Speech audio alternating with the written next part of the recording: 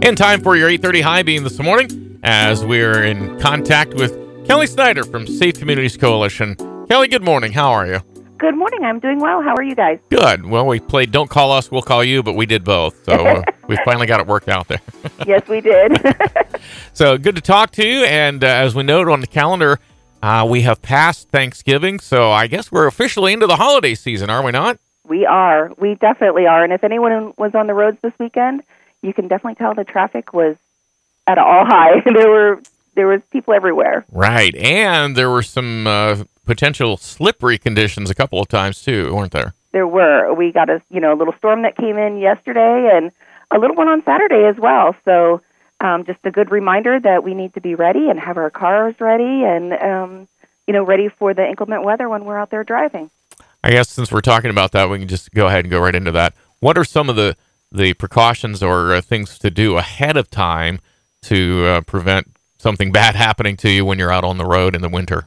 So, yeah, right now, it's a great time to get your car serviced, get your car checked, look at different things on your vehicle to make sure that you're ready for the winter driving, like your battery, make sure it's a good working condition, and make sure that, your vehicle is properly stocked in case you do get stuck or, you need resources in your trunk, ice scrapers, things like that you may need.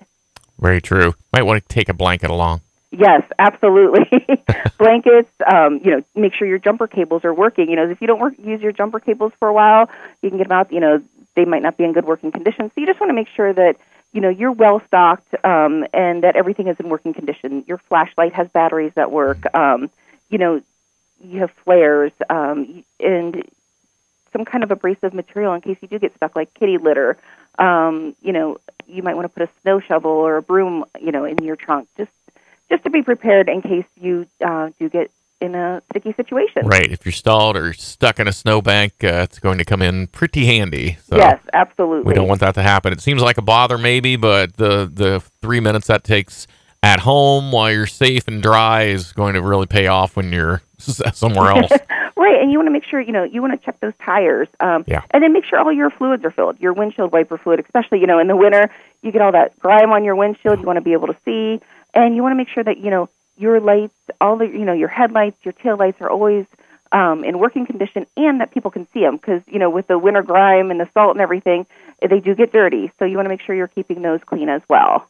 Yeah, wipe off the headlights even if you're not washing your whole car. Right, absolutely. So with the Safe Communities Coalition, we're always concerned about safety, especially on the highways, overall, but especially highway safety. And what do the numbers look like as we head into this final month of the year? Any death is too many. Are we below last year? So right now we actually are below last year as far as our fatal crashes. We have 9 fatal crashes with 10 fatalities. And like you said, 1 death is too many. So good news that we're behind last year, but, we want to make sure that we stay that way. Very true. So those from year to year have fluctuated. Do you see any different conditions, or are there any different factors, do you think, from this year to last? Or I guess maybe over 20 years would be better because we know we're trying to make improvements all the time. Right. The one thing I am noticing this year is we have, this is always an issue for us, it's the seatbelt related, but this year we're especially high with the seatbelt related fatalities, and as always, our OVI related fatalities. And the last 2 years, we've noticed an increase in speed related fatalities. Yeah. So, just things to watch out for, especially as the roads, if we have more snowstorms, things like that, you want to make sure that you're taking your time, leave early, slow down, wear your seatbelt, those are things that you can always watch out for. Yeah, a couple of years ago, personally witnessed a car slide into a fire truck, which was stopped to help a previous accident. Oh, no. And fortunately, nobody was injured, at least in that one, but you don't want things like that to happen. Speed was definitely a factor, and I think bad tires were also factored into that. So Right. Yeah, you definitely want to, watch that speed and avoid tailgating, and especially, snowplows are going to be out on the road. Give them plenty of room. Your emergency vehicles, fire trucks, if they're over helping somebody, move over, slow down, and make sure you're giving them room to do what they need to do to keep everyone safe. Well, that's for sure. Any campaigns going on as far as locally or nationally for the holidays? Yep. So as we're going into the holidays, we'll be talking a lot about drinking and driving.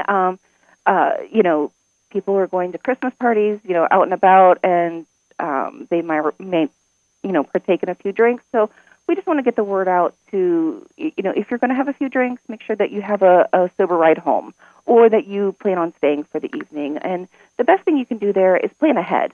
If you know you're going somewhere and there's going to be alcohol there and you're going to partake, make sure you have that plan before you even leave your home. Right.